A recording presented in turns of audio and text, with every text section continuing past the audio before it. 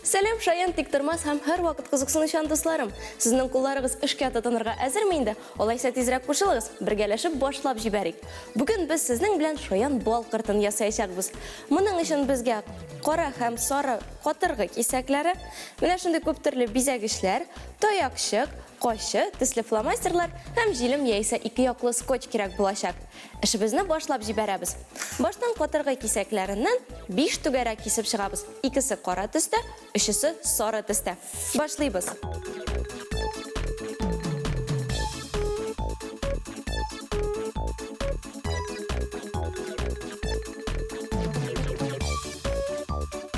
Дуслар, кашы белән эшләгәндә сак булыгыз. Кирәк булса, әтәй-әниләрегездән ярдәм дә сорагыз.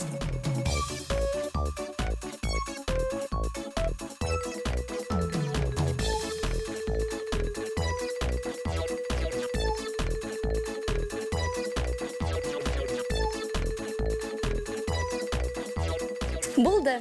5 түгәрәк килеп чыкты. Хәзер без аларны төсләр буенча чиратлаштырып куябыз һәм бер-берсенә ябыштырабыз.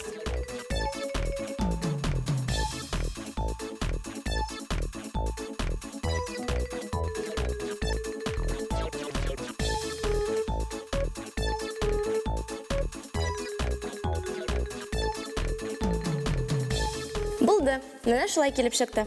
Бу безнең бал кыртыбызның гәүдәсе. Хәзер без аңа күзләрне, мыекларны, канатларны ябыштырып куябыз. Аларны мин алдан ук әзерләп куйдым.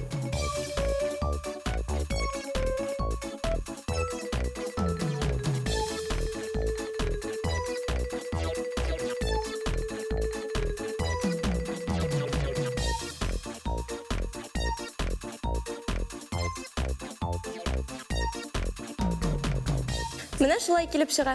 Хәзер фломастер ярдәмендә бал кыртының авызын ясыйбыз. Хәзер кәгазь скотчны алабыз һәм аның ярдәмендә артка таякчыкны ябыштырып куябыз.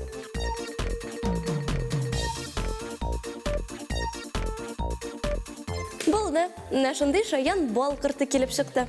Дуслар, сез дә һичшиксез мондыйларны ясап карагыз һәм Instagramга шаян кул эшләре хэштегы белән чыгарыгыз. Бүгенгә исә шулар иде.